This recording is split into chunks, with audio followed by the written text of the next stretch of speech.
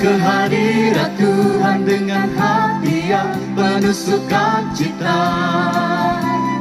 Datang ke hadirat Tuhan dengan senyum dan muka yang gembira. Tanggalkan beban dan kesedihan yang ada di dalam hatimu. Kenakan jubah pujian, sambut hadirnya Sang Raja. Dan gunung-gunung pun bersorak-sorai memuji Dia. Dan pohon-pohon pun bertepuk tangan memuji Dia. Sekalian kita di sini berkumpul dan memuji Dia. Yesus Tuhan Raja, Dialah yang bertahta di atas pujian. Dan gunung-gunung pun bersorak-sorai memuji Dia. Dan pohon-pohon pun bertepuk tangan memuji Dia. Sekalian kita di sini berkumpul dan memuji Dia. Yesus Tuhan Raja, Dialah yang bertahta di atas pujian. Yesus Tuhan Raja, Dialah yang bertahta di atas pujian. Yesus Tuhan Raja, Dialah yang bertahta di atas pujian. Shalom Bapak Ibu dan Saudaraku sekalian, senang berjumpa dengan Bapak Ibu dan Saudaraku sekalian di dalam persekutuan tengah minggu kita kali ini. Bapak Ibu, di dalam persekutuan tengah minggu kita kali ini kita akan bersama-sama belajar lagi soal kebangkitan Tuhan Yesus. Dan bagaimana kebangkitan itu berpengaruh dalam kehidupan orang-orang percaya. Mari Bapak Ibu dan Saudaraku sekalian, kita memulai persekutuan kita dengan kita berdoa. Tuhan Allah kami yang ada di surga, kami mengucap syukur diberikan kesempatan bersama-sama untuk belajar firman Tuhan. Sertailah kami di dalam pembelajaran pada saat ini, supaya kami boleh mendapatkan kebenaran firman-Mu yang akan menuntun hidup kami. Terima kasih Tuhan Yesus, di dalam nama-Mu kami berdoa. Amin. Bapak Ibu dan Saudaraku sekalian, kita bersama-sama akan membuka bacaan firman Tuhan kita. Saat ini diambil dari surat 1 Korintus pasal 15 ayat 1 sampai yang ke-11. Kebangkitan Kristus.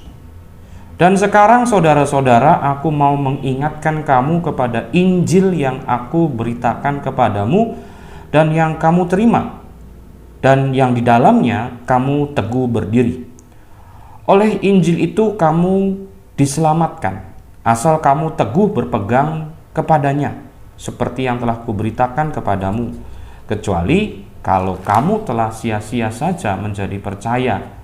Sebab yang sangat penting telah aku sampaikan kepadamu, yaitu apa yang telah kuterima sendiri, ialah bahwa Kristus telah mati karena dosa-dosa kita, sesuai dengan kitab suci, bahwa Ia telah dikuburkan dan bahwa Ia telah dibangkitkan pada hari yang ketiga, sesuai dengan kitab suci, bahwa Ia telah menampakkan diri kepada Kefas dan kemudian kepada ke-12 muridnya. Sesudah itu Ia menampakkan diri kepada lebih dari 500 saudara sekaligus. Kebanyakan dari mereka masih hidup sampai sekarang, tetapi beberapa di antaranya telah meninggal. Selanjutnya Ia menampakkan diri kepada Yakobus, kemudian kepada semua rasul, dan yang paling terakhir dari kesemuanya, Ia menampakkan diri juga kepadaku, sama seperti kepada anak yang lahir sebelum waktunya, karena aku adalah yang paling hina dari semua rasul, sebab aku telah menganiaya jemaat Allah. Tetapi karena kasih karunia Allah, aku adalah sebagaimana aku ada sekarang, dan kasih karunia yang dianugerahkannya kepadaku tidaklah sia-sia. Sebaliknya, aku telah bekerja lebih keras daripada mereka semua. Tetapi bukannya aku, melainkan kasih karunia Allah yang menyertai aku.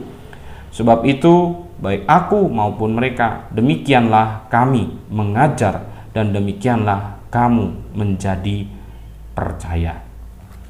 Nah, Bapak, Ibu, dan saudaraku sekalian, baru saja kita merayakan Paskah, merayakan tentang kebangkitan Tuhan Yesus. Bapak, Ibu, dan saudaraku sekalian, kebangkitan Tuhan Yesus adalah sebuah inti pengajaran Kristen yang sangat-sangat fundamental.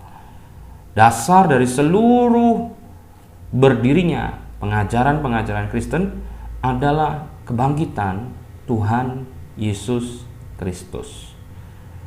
Nah, Bapak, Ibu, dan saudaraku sekalian, hal inilah yang kemudian kita harus betul-betul pegang teguh, imani, percayai lebih daripada semua apa yang menjadi dogma-dogma Kristen yang lain. Sebab saya mau katakan, fondasinya itu adalah soal kebangkitan.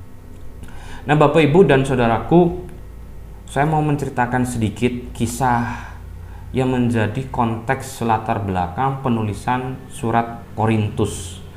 Nah, surat Korintus ini dituliskan oleh Paulus untuk jemaat di Korintus, di mana di jemaat di Korintus, Bapak, Ibu, dan saudaraku sekalian, merupakan jemaat yang luar biasa diberkati oleh Tuhan. Secara materi, secara pengetahuan, secara keragaman kekayaan yang lainnya, sehingga mereka menjadi jemaat yang besar, bertumbuh dengan pesat dan luar biasa. Saya pernah menyampaikan seperti itu ya kepada Bapak, Ibu, dan saudaraku sekalian dalam pertemuan-pertemuan sebelumnya. Nah, kemajuan yang pesat dan luar biasa ini patut disyukuri. Namun kemajuan yang pesat dan luar biasa ini ternyata juga menimbulkan sebuah keadaan yang kurang baik di dalam kehidupan jemaat Korintus, yaitu bahwa banyak orang di Korintus menjadi orang yang pongah, sombong, angkuh satu dengan yang lain. Keangkuhan, kesombongan, kepongahan itulah yang kemudian menjadi rentetan dosa yang lain datang, termasuk perpecahan, menyangkali kerasulan daripada rasul-rasul, termasuk kerasulan Paulus, dan juga keengganan untuk bisa memberikan persembahan untuk membantu jemaat di Yerusalem yang sedang mengalami masa-masa sulit dan berbagai macam keadaan kehidupan moral yang rusak di dalam jemaat di Korintus. Orang sombong, orang angkuh, orang yang pongah mengajak semua dosa lain datang, perpecahan, moralitas yang rendah, keengganan untuk berbagi, dan segala hal-hal yang buruk. Nah, oleh karena itu Paulus memberikan suratnya 1 Korintus untuk menjawab, menjelaskan bahwa apa yang mereka anggap sebagai sebuah hikmat, sebuah pengetahuan, sebagai sesuatu yang pantas untuk menjadi sebuah acuan daripada merasa benar sendiri, itu sesungguhnya menjadi sesuatu yang membawa mereka kepada sebuah keadaan yang tidak baik. Nah, salah satu dari sebanyak beberapa hal yang dibicarakan oleh Paulus dalam suratnya adalah soal bagaimana jemaat di Korintus menyaksikan pengajaran soal kebangkitan. Nah, jadi Bapak, Ibu, dan saudaraku sekalian, jemaat Kristen di Korintus menjadi kumpulan orang-orang yang menyaksikan soal kebangkitan Yesus, dan juga soal kebangkitan diri mereka sendiri. Nah, jadi ini menjadi sesuatu hal yang sangat miris yang perlu dijawab oleh Paulus. Ya, banyak orang Korintus menganggap bahwa pengajaran kekristenan adalah soal pengajaran bagaimana menjadi baik, bagaimana menjadi percaya, bagaimana kemudian menjadi orang-orang yang mengalami sebuah pengalaman spiritualitas yang hebat dengan sebuah pengajaran-pengajaran yang luar biasa, dijelaskan dengan sangat sistematis, tapi mereka sebenarnya kehilangan inti daripada pengajaran kekristenan itu sendiri, yaitu soal kebangkitan Kristus. Dan inilah yang kemudian dijawab oleh Paulus, bahwa Yesus merupakan pribadi yang betul-betul bangkit daripada kematiannya. Jadi Paulus membuka tulisannya yang kita baca tadi untuk menjelaskan, inilah Injil yang olehnya kamu diselamatkan. Injil yang olehnya kamu diselamatkan. Kabar baik yang olehnya kamu diselamatkan. Apa? Ada 3 pokok, yaitu bahwa Yesus mati untuk dosa, Yesus mati dan dikuburkan, bahwa ia betul-betul mati, bukan hanya sekedar mati pura-pura. Dia betul-betul mati dan dia kemudian bangkit untuk menunjukkan kemenangannya atas kuasa maut, atas kuasa dosa. Dan itu inti pengajarannya. Dan kebangkitannya itu bukan sebuah rekaan untuk membuat orang merasa, wah ada pengalaman spiritual ya. Ini sebuah imaji yang luar biasa untuk menarik orang beriman Kristen. Tidak, itu sesuatu yang betul-betul faktual, betul-betul terjadi. Dan oleh karenanya ketika dia menjelaskan tentang Injil, yaitu kematian, penguburan, dan bahkan kebangkitan Yesus, dia menjelaskan bahwa kebangkitan itu bukan sebagai sebuah pengajaran yang fenomenal, pengalaman spiritualitas belaka yang sebenarnya itu adalah imaji kosong, tetapi betul-betul fakta bahwa Yesus bangkit. Dan itu disertakan bukti. Buktinya bahwa Kefas atau Petrus melihat 12 murid yang lain melihat Yesus yang bangkit. Lalu kemudian 500 saudara melihat Yesus yang bangkit. Dan kemudian dijelaskan bahwa Yakobus siapa? Yakobus adalah saudara daripada Yesus. Ya. Saudara daripada Yesus yang sebenarnya tidak percaya sama Yesus.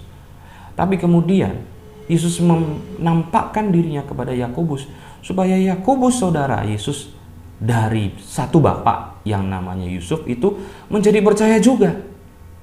Dan juga kepada sang penganiaya jemaat, yaitu Paulus sendiri. Nah, jadi ada Petrus, ada 12 murid, ada 500 orang. Ada juga Yakobus yang merupakan saudara Yesus, tetapi juga di dalam persaudaraannya dengan Yesus tidak percaya, diperlihatkan tentang Yesus yang bangkit. Dan bahkan si penganiaya jemaat, yaitu Saulus, diberikan juga sebuah keadaan di mana mereka boleh melihat Yesus itu betul-betul bangkit. Supaya apa? Supaya tidak ada lagi kesangsian, tidak ada lagi keraguan bahwa Yesus itu bangkit. Nah, apa pentingnya kebangkitan Yesus itu? Penting sekali Bapak Ibu dan Saudaraku sekalian. Sebab dengan demikian keselamatan kita menjadi sesuatu yang bukan omong kosong. Kita bukan hanya menerima penebusan. Lah kalau sudah ditebus, lalu apa? Mendapatkan sebuah kehidupan baru. Buktinya apa? Kalau kita mendapatkan kehidupan baru, maka Yesus harus bangkit menjadi yang pertama dari manusia yang bangkit dan memiliki kehidupan baru. Dialah sebagai model, ya, model sebagai sebuah model utama tentang manusia baru yang hidup sebagai manusia yang telah memiliki kehidupan yang disempurnakan. Nah, maka setelah cerita tentang kebangkitan Kristus, nanti kita akan membaca bagian Korintus ini berkisah tentang kebangkitan kita sendiri. Kebangkitan Kristus menjadi sebuah kerangka dasar untuk kebangkitan kita, perubahan kita. Saya pernah menjelaskan tentang Adam. Adam yang lama telah mati, kita akan menjadi Adam yang baru. Dan siapa yang menjadi role model Adam yang baru? Yaitu Yesus. Nah, Paulus ingin menjelaskan itu. Nah, jadi Bapak Ibu, kebangkitan Yesus adalah sebuah keadaan yang bukan imajiner, bukan keadaan yang rekaan, bukan sebuah siasat untuk mencari pengikut, tetapi keadaan itu betul-betul ada fakta untuk supaya orang memahami inilah kehidupan baru yang akan kamu peroleh, yang diawali dengan Kristus itu sendiri. Nah, jadi seperti itu ya Bapak Ibu dan Saudaraku sekalian. Apa yang disebut sebagai kebangkitan sebenarnya merupakan hal yang dibayar dengan tidak mudah oleh para pemberita Injil. Kalau memang itu adalah tipu-tipu, rekaan hanya untuk cari pengikut, ada harga yang dibayar mahal dari kebangkitan Kristus. Pemberitaan Injil tentang kebangkitan Kristus itu dibayar dengan nyawa. Para rasul, para murid setelah rasul, dan bahkan banyak sampai detik ini pun orang-orang yang telah mati untuk menjelaskan tentang kebangkitan Kristus. Kalau memang kebangkitan itu hanya rekaan, tipu-tipu, bohong, kenapa sampai orang mau bayar dengan nyawanya sendiri? Sungguh kebangkitan itu adalah sesuatu yang faktual, yang akan dialami oleh setiap kita.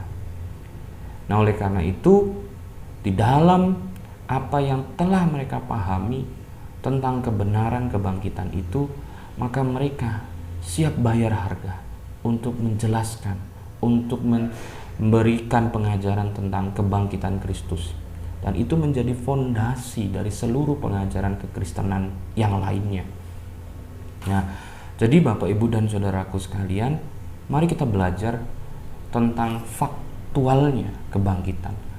Sesuatu yang betul-betul terjadi di dalam Yesus Kristus.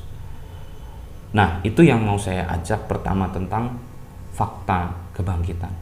Lalu hal yang kedua yang saya ingin ajak melalui bacaan firman kita adalah, terus kalau kebangkitan itu adalah sesuatu yang faktual, yang benar-benar terjadi, so what? Apa dampaknya? Nah, saya mau ajak Bapak Ibu memahami.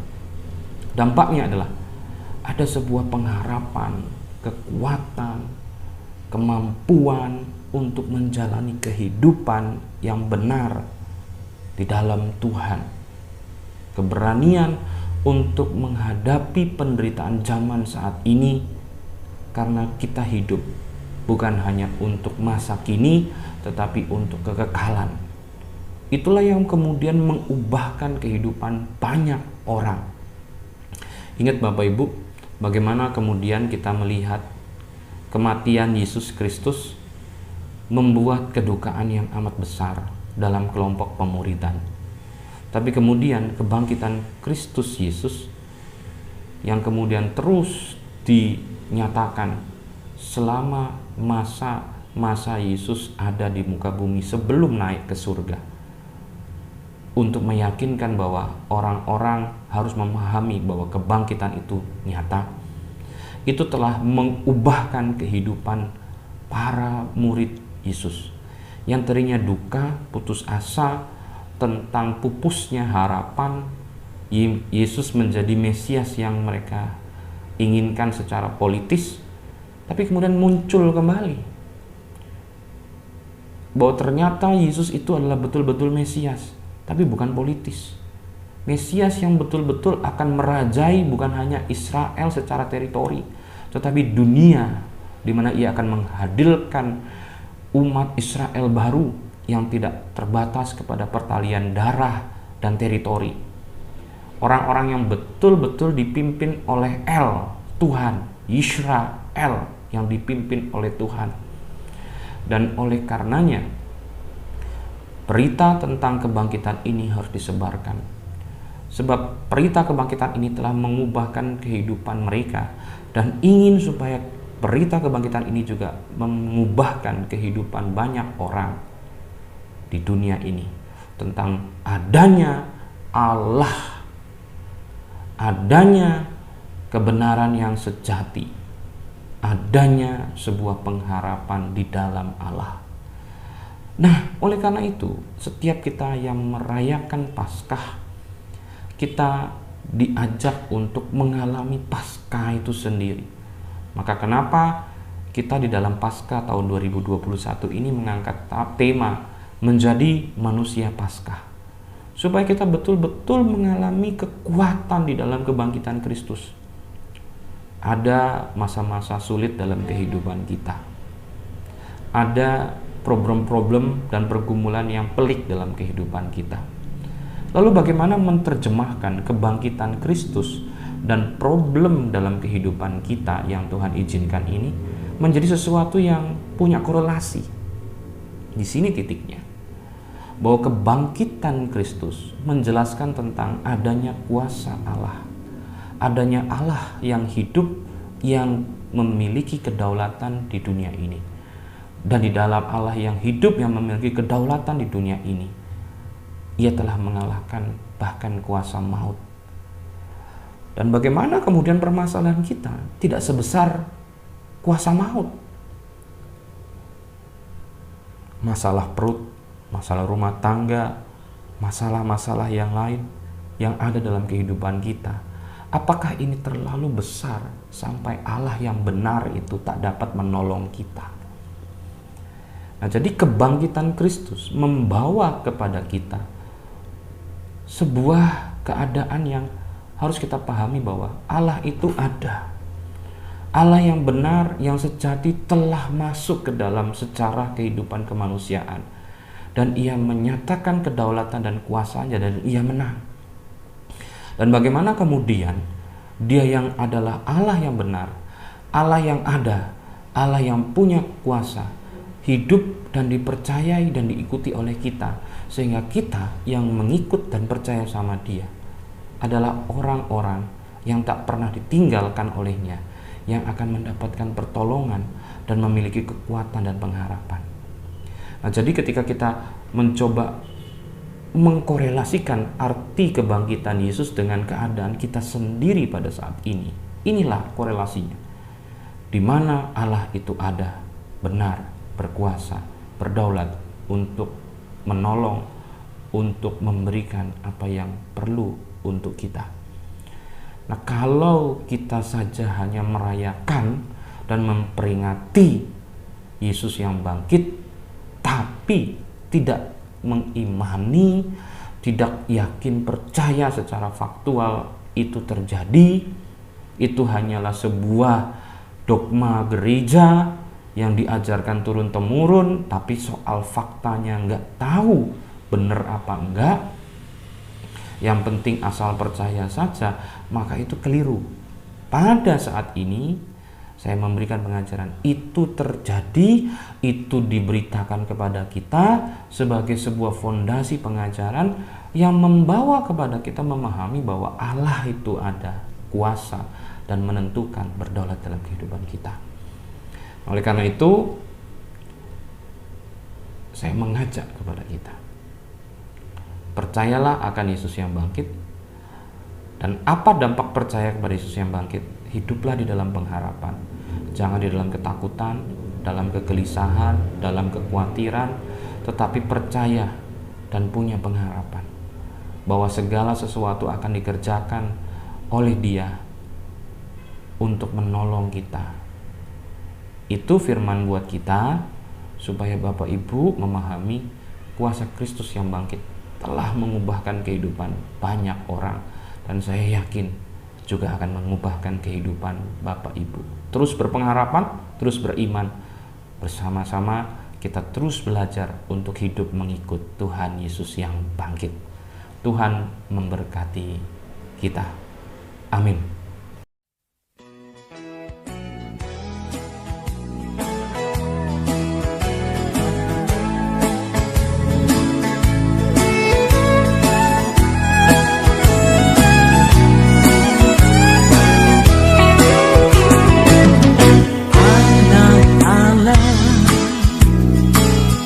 Yesus namanya menyembuhkan, menyucikan, bahkan mati, tebus dosaku, kubur kosong membuktikan Dia hidup. Dia hidup, ada hari esok, sebab Dia hidup.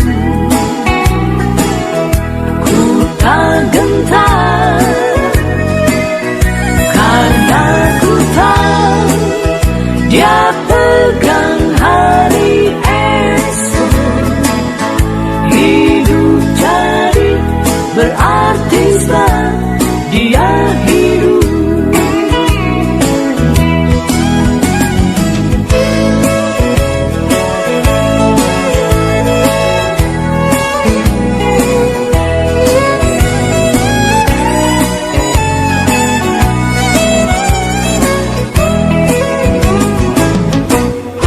Anak Allah,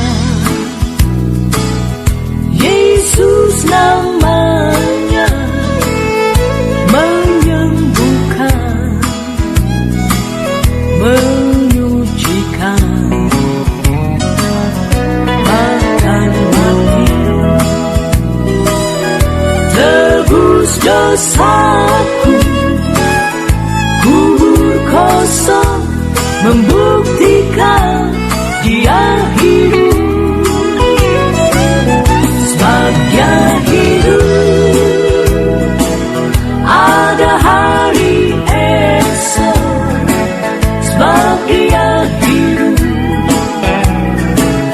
Ku tak gentar, karena ku tahu Dia pegang hari esok. Hidup jadi berarti sebab Dia hidup. Karena ku tahu Dia pegang hari esok. Hidup jadi berarti sebab Dia hidup. Hidup jadi berarti sebab Dia hidup.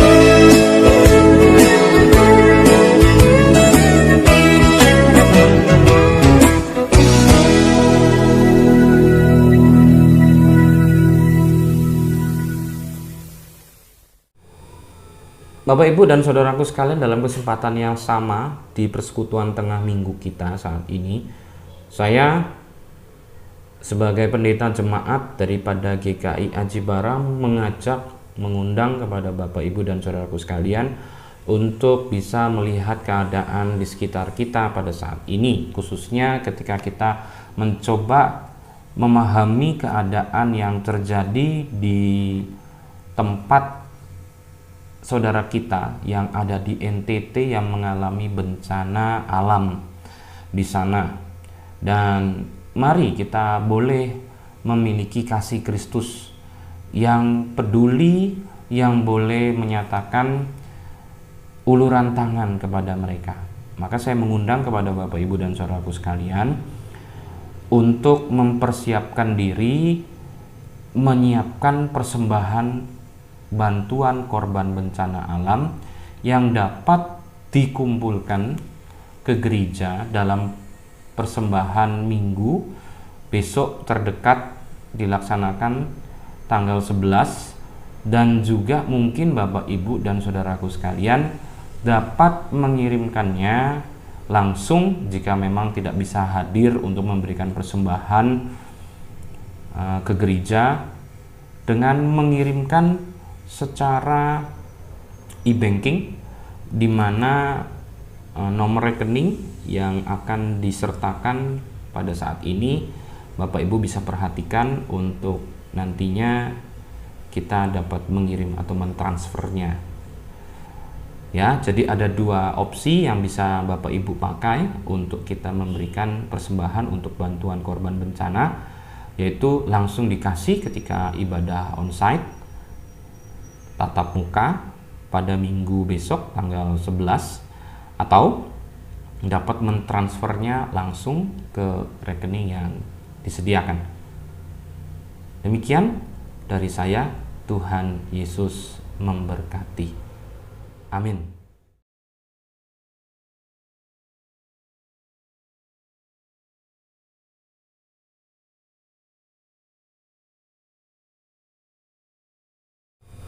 Bapak Ibu, mari kita berdoa.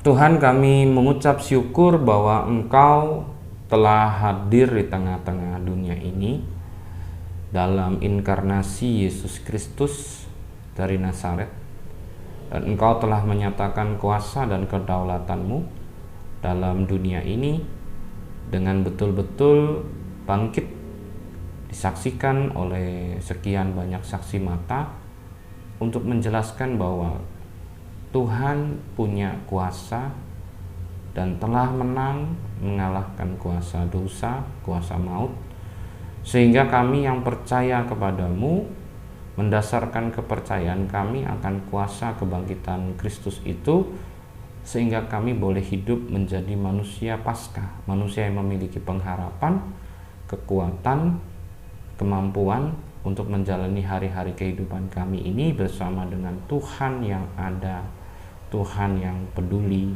dan memberikan pertolongan kepada kami.